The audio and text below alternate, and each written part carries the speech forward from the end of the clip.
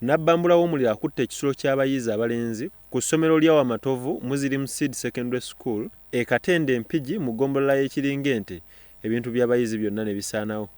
Kyonna kiwedde as you seeing that fire. Gutandise essaawa 2 ez'ekiro ng'abayizi bali mu preps era tewali muyizi yenna atuusiddwako buvune okusinziira ku Abubeka Seruyange omukulu w'essomero. Abaana babadde mu muzikiti nga basaala esswala ya Isha era mu kuvaayo we balabye ng'eddoomu etandise okukola ki okukwata omuliro kyekyo basebo. Ebintu byonna nga omanyi eby'ekisulo eby'omwana tewali kye tusobodde kujjayo byonna biweddewo. Ebitabo, engoye, emifaliso, ebyokwebikka wamu n'obutanda bisigadde muyonga.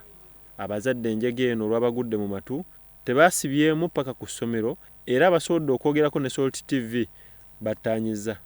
Engenzo otuuka tetufiiriddwa mwana yenna naye era kinkubye wala kuba ebintu by'abaana biweddewo. Amasomero bwabazimba ebisulo by'abaana babiterewoko abantu basobola okuyita baleme kumalirayo ddala, n'ekirala bawadde ne bateekemu abamala wadde balina kuba babiri. Ng'obudde bukedde omusasi waffe azzeeyo okulaba embeera nga bweri. Kubanga abaana abali affected bali abaana 95, so tukirabye nga abaana 95 tebasobola ku affectinga programs y'essomero. Twabadde bulungi era twebaza balirwana abafu aba St. Maria Goretti Katende bayongedde okutuza engulu ekiro immediately bazze n'emifaliso egyawulira ddala 20 egyatuyambyeko okusuza abaana. Twabadde beeralikirivu ku baana baffe aba senior 6 naye we are reliably informed aba senior 6 ebitabo byabwe byadde safe because abaana abasinga ebitabo badde babireka mu maclasses. Omwogezi wa poliisi mu bbendobendo ly'e Katonga SP Majidi Kalim akakasizza enjege eno.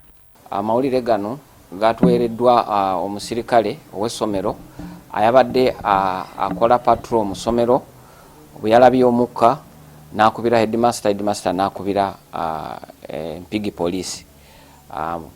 Empigi poliisi ng'ekulembeddwa DPC badduse mangu ne batuuka ku scene ne bakubira ne Fire and Rescue Services Brigade naye yagezezaako okutuuka mu budde naye yagenza okutuuka ekisulo omuliro gwabadde mungi kyabadde kyamazedde okujja n'ezikiza omuliro.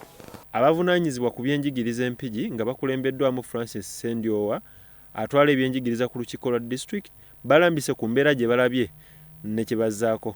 Olaba ng'ekizimbe kizibu nnyo okuddamu okubeera nti kisobola okwakomodatinga abantu.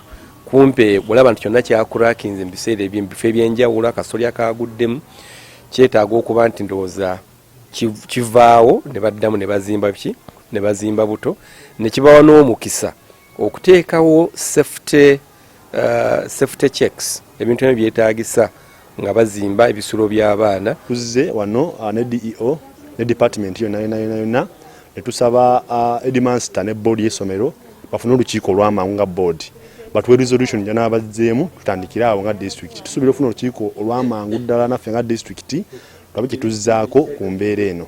Byamutale mwa Kizito Vincent, Salt TV, Omunyo.